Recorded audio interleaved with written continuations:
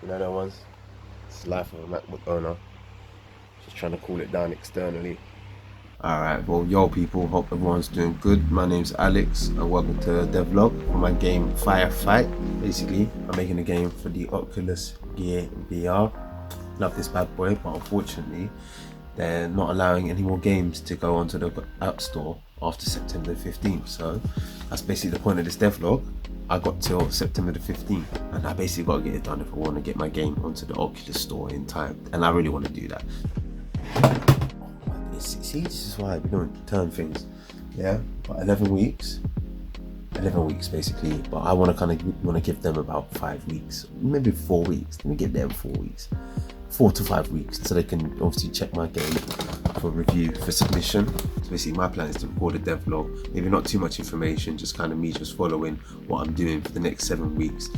So let me just show you guys basically where I'm at now, and kind of talk about the direction that hopefully I can take this game in. Yeah, let's just get into it. So I've got the core gameplay actually all written up, it's all working. The only thing I didn't like at that moment was how the spray looked. It looked a little bit weak.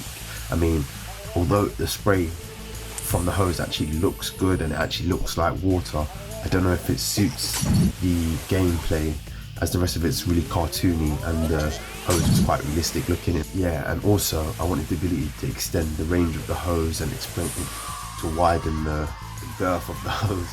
You know what I'm saying? Expand the width of the hose.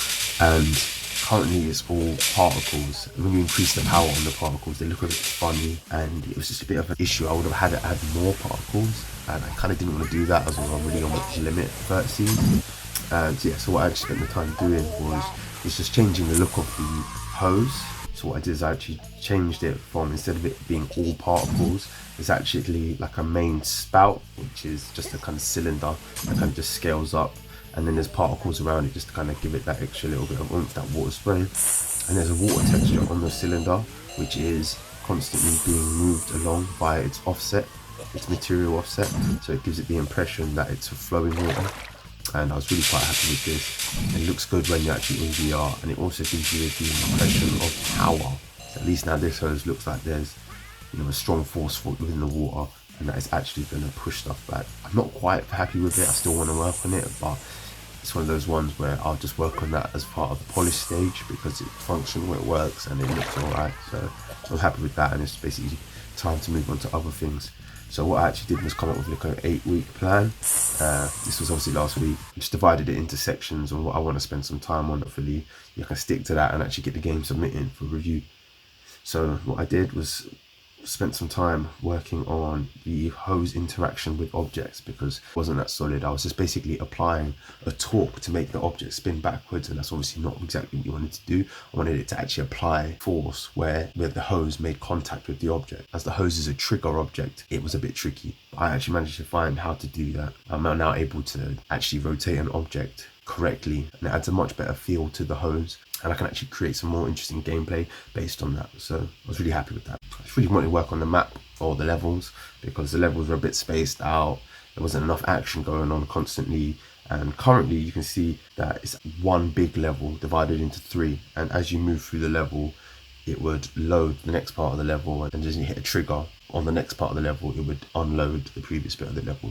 And I actually did this using asynchronous level loading, which was actually really cool, and it works really well to help maintain, you know, memory management and just keep the amount of objects within the scene low, which was really awesome. But the only issue I had was that the levels were quite long, and if you died in the beginning part and then you died in the second one, you didn't want to replay that whole bit again.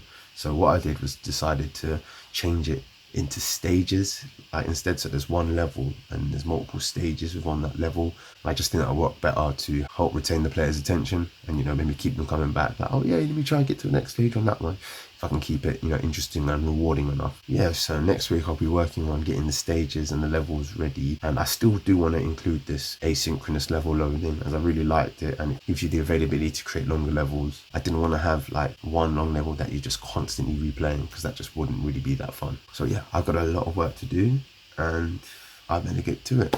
So I'm just gonna record the majority of what I do just to show you guys, and keep you guys in the loop and just show you what it takes in the following weeks to get a game out there and hopefully onto the Oculus store. But yeah, guys, please let me know what you think of the game down below.